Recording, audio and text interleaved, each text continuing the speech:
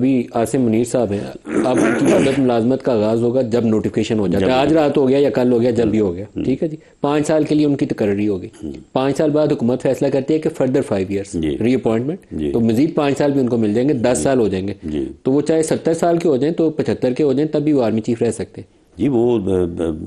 یعنی اگر ری اپوائنٹمنٹ ہوتی ہے تو 5 سال کے لیے ہوگی،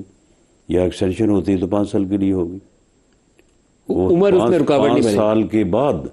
جو ہے وہ دوبارہ جو ہے وہ تقرری ہوگی، تقرری سے مراد ہے کہ ری اپوائنٹمنٹ ہوگی یا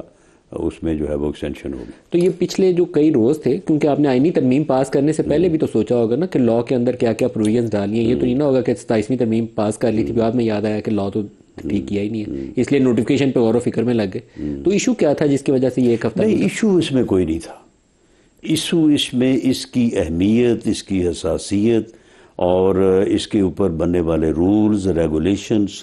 ان کی نوک پلک ہو سکتا ہے کہ فریم کرنے والوں کے بعد جو ہے وہ ایک ٹیم ایسی بھی ہو جو ان سے سینئر ہو، ان سے بہتر نالج رکھنے والی ہو، تو اس نے اس کو جو ہے وہ دوبارہ ری ویریفائی، ری چیک کیا ہو، تاکہ کسی قسم کی کوئی لیگل چیلنج نہ بنے، کوئی لیگل چیلنج نہ بنے، یا اس میں کوئی امبیرسمنٹ نہ ہو۔ دیکھیں نا، یہ جب جس بات کی میں نے مثال، جب باجوہ صاحب کا نوٹیفیکیشن ہوا تھا ایکسٹینشن کا، تو بڑی امبیرسمنٹ ہوئی تھی، لیکن اس کی نوٹنگ ڈرافٹنگ کہیں سے ہو کر آئی تھی، وہ آپ کو پتہ ہے ساری بات کا؟ نہیں، لیکن آپ مجھے بتائیں کہ یہ اتنی بڑی غلطی کہ پرائم منسٹر نے جو ہے وہ خود ہی آرڈر جاری کر دیا۔ پرائم منسٹر کو کسی نے کہا ہوگا تو کیا ہوگا نا؟ نہیں تو پرائم منسٹر کو یہ نہیں پتا تھا کہ یہ جو تمام نوٹیفیکیشن ہے وہ ان دی نیم آف پریزیڈنٹ ہوتے ہیں۔ However, President has on the advice of the Prime Minister، وہ ان کی اپنی کوئی ڈسکریشن یا اپنا ان کا کوئی اختیار نہیں ہوتا، لیکن ایک کانسٹیٹیوشنل سسٹم ہے کہ ایڈوائز جو ہے وہ پرائم منسٹر نے کرنی ہے، اور اس کے اوپر جو ہے وہ نوٹیفیکیشن جو ہے وہ پریزیڈنٹ کی اپروول کے بعد۔ اچھا، درمیان میں رانا صاحب اس پہ یہ بھی، اب تو کیونکہ معاملہ آپ کا پہنچ گیا ہے، کنکلوڈ ہو گیا ہے، جلد نوٹیفیکیشن آ جائے گا، اب اس سوال کو آپ کو شاید جواب دینا آسان ہو جائے۔ سوشل میڈیا پہ یہ بھی قیاس رہی تھی کہ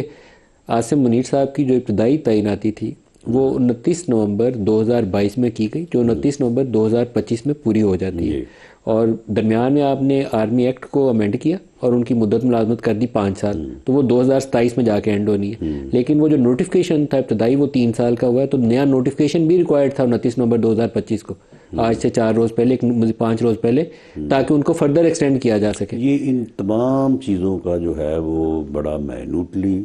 اور بڑا یعنی جامع طور پہ جو ہے نا وہ اس کا جائزہ لیا گیا ہے، اس پوائنٹ کو بھی ڈسکس کیا گیا، اور اسی میں جو ہے وہ یہ دن صرف ہوئے، اسی میں یہ دن صرف ہوئے۔ تو اس کا آپ نے راستہ کیا نکالا ہے؟ نہیں، اس کا راستہ کوئی نکالنے کی ضرورت نہیں ہے، کہ یہ موقف کہ جب لا امینڈ ہو گیا اور 3 کی جگہ 5 آ گیا، تو اب اس میں نیو نوٹیفیکیشن کی ضرورت نہیں ہے۔ لیکن گزٹ نوٹیفیکیشن پاکستانی سسٹم کی بنیاد ہے، ہر اپوائنٹمنٹ گزٹ نوٹیفیکیشن سے ہوتی ہے۔ لیکن بات یہ ہے نا کہ گزٹ نوٹیفیکیشن تو ہوا ہے،